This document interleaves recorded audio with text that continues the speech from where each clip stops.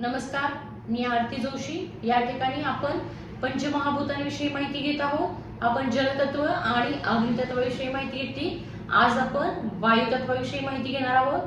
पहा, या ठिकाणी आपण जो श्वास घेत आहोत, जो जिवंत आहोत, याचंच उत्तम उदाहरण म्हणजे आपण या ठिकाणी वायुतत्व म्हणून प्राणवायू जो आपल्या शरीराला आवश्यक आहे तो या पृथ्वीवर आहे आणि म्हणूनच या ठिकाणी सर्व जीवसृष्टी या पृथ्वीवर आहे.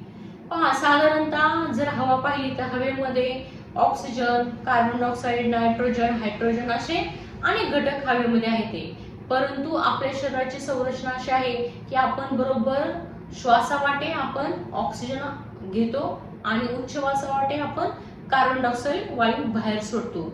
आणि म्हणूनच आपण श्वास कसा घेतो, आपली श्वास घेण्याची पद्धती कशी आहे, त्याच्यावर सुद्धा आपलं जीवन अवलंबून आहे. पहा, या ठिकाणी वायू तत्व ज्याच्या शरीरामध्ये बॅलन्स आहे.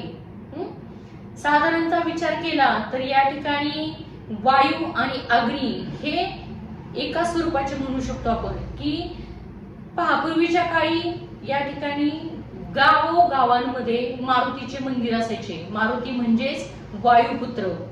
जिथं वायू आहे तिथंच शक्ती आहे, म्हणजेच तिथं अग्नी आहे. पहा, या ठिकाणी आपण भरपूर धावतो, पळतो, तेव्हा आपली ऊर्जा ही कार्यान्वित होते. मग आपल्याला या ठिकाणी आपली ऊर्जा या ठिकाणी कार्यान्वित झाल्यामुळे भूक चांगली लागते. आणि भूक चांगली लागल्यामुळे काय होतं, आपल्या शरीरामधले जे अग्नितत्व आहे हे अग्नितत्व चांगल्या पद्धतीने कार्य करतं. आणि अग्नितत्व चांगलं कार्य करत असल्यामुळं या ठिकाणी आपली जी इनर सिस्टीम आहे ती इनर सिस्टीम सुद्धा चांगल्या पद्धतीने कार्य करते. पहा, या ठिकाणी आपल्या रक्तामध्ये ऑक्सिजन असतो, ऑक्सिजन वायू असतो. आणि म्हणूनच या ठिकाणी आपलं रक्ताभिसरण जर शरीरामध्ये व्यवस्थित होत असेल तर या ठिकाणी आपलं शरीर पण चांगल्या पद्धतीने कार्य करतं. पहा, अंगावरून वारं जाणं, शरीर तुमचं स्टेबल नसणं, तुमचं शरीर बॅलन्स नसतं, या ठिकाणी लोकांमध्ये न मिसळणं, बंदिस्त घरामध्ये बंदिस्त जागेमध्ये सतत राहणं, याच्यावरून असं लक्षात येतं की तुमचं वायुतत्व अनबॅलन्स आहे. आणि ज्याचं शरीर चांगलं कार्य करते असे लोक समाजामध्ये जास्त मिसळतात.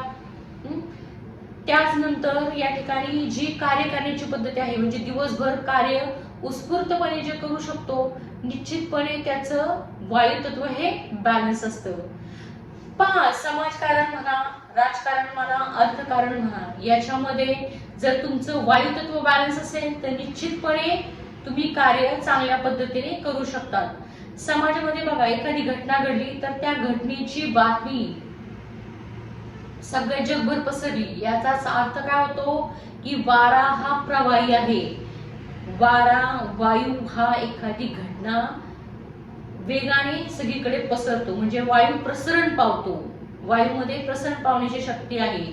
म्हणजेच या ठिकाणी तुम्ही जर एखाद्या बंदिस्त जागेमध्ये सतत राहत असाल तर तुमची वृत्ती जी आहे ती निश्चितपणे कशी होते, संकुचित होते.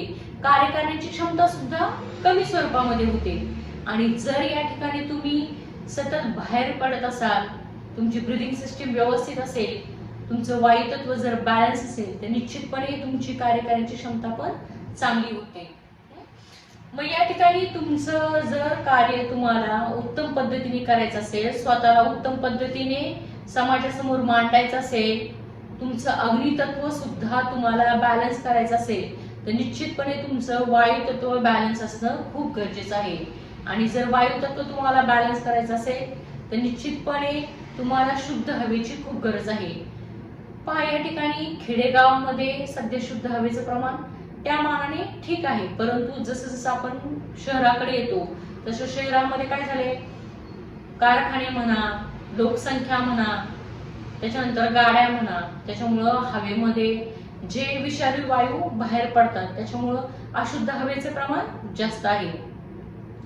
त्याच्यानंतर घराची सिस्टीम म्हणा, घराची संस्कृती, पूर्वीच्या काळी घरामध्ये खेडेगावामध्ये मोठमोठे वाडे किंवा वाड्याचं स्वरूप मोठं होतं, अंगण मोठे मोठे होते आणि त्याच्यामुळं मोकळी हवा जास्त असायची.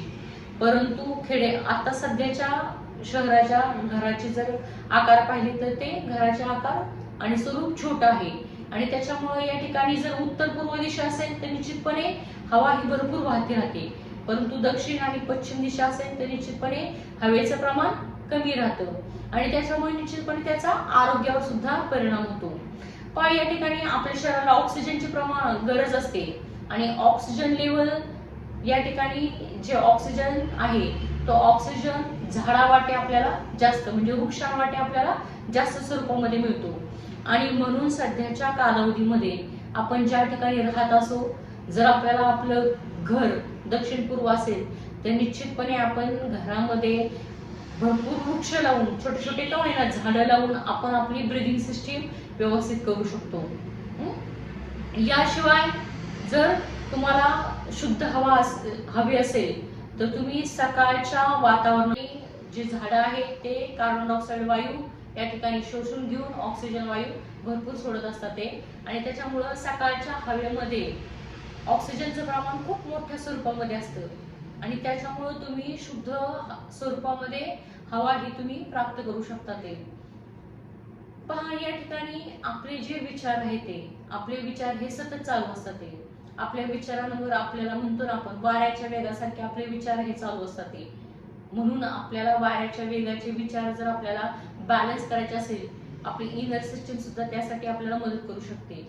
तर त्यासाठी तुम्ही प्राणायाम रोज करू शकता. ते प्राणायाम मध्ये तुम्ही अनुलोम विलोम आणि दीर्घ श्वसन याद्वारे तुमचं वायू तत्व पण बॅलन्स होतं आणि याशिवाय एखादा बघा पटपट श्वास घेत असेल तर पटपट श्वास घेतल्याने काय होतं, ऊर्जा जास्त खर्च होते, दम लागतो आणि कार्यपद्धतीवर सुद्धा त्याचा परिणाम होतो. पण तेच जर आपण दीर्घ श्वसन करत असू तर निश्चितपणे आपली ऊर्जा पण चांगली कार्य करते आणि दिवसभर आपला उत्साहही चांगला राहतो आणि म्हणूनच या ठिकाणी जर प्राणायाम केला तर निश्चितपणे तुमची इनर सिस्टीम सुद्धा चांगल्या पद्धतीने कार्य करू शकते. आणि जर प्राणायाम केलं तर निश्चितपणे थोड्या वेळ जर मेडिटेशन केलं तर मेडिटेशनद्वारे सुद्धा तुम्ही तुमच्या विचारांवर तुमच्या श्वासावर लक्ष केंद्रित करून म्हणजे तुम्ही जो श्वास घेत असता त्या श्वासावर जर तुम्ही लक्ष केंद्रित केलं तर निश्चितपणे तुमचा श्वास हा दीर्घ होत जातो आणि मग त्या ठिकाणी तुमचं जे विचार पद्धती आहे, जर सतत विचार तुम्ही करत असता ती विचार करण्याची पद्धती सुद्धा हळूहळू कमी कमी होत जाते आणि तुमचं मन पण स्थिर होतं आणि मग कुठल्याही कार्यावर जर लक्ष फोकस केलं म्हणजे तुम्ही कुठल्याही कार्यावर तुम्हाला कार्य करायचं असेल तर त्याच्यावर तुम्ही फोकस केलं तर तुमचं हे कार्य लवकरपणे पार पडू शकतं आणि म्हणूनच या ठिकाणी आपल्याला समाजामध्ये उत्कृष्ट पद्धतीने आपलं कार्य करायचं असेल तर आपली वायू स्थिती आपलं वायू तत्व हे बॅलन्स पाहिजे. वायू तत्व बॅलन्स करण्यासाठी आपण या ठिकाणी वायू मुद्रेचा सुद्धा वापर करू शकतो.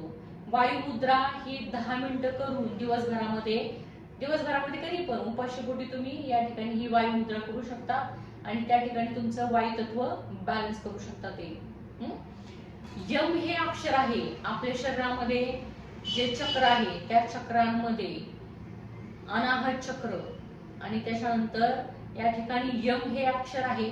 हे यम हे अक्षर तुम्ही उच्चारून तुमचं वायू तत्व तुम्ही बॅलन्स करू शकता.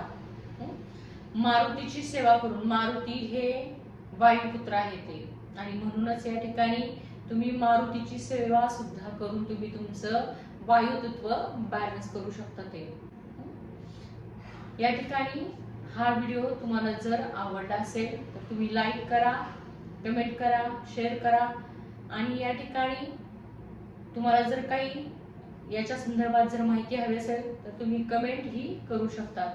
धन्यवाद सर्वांना. अभिष्ट चिंतन.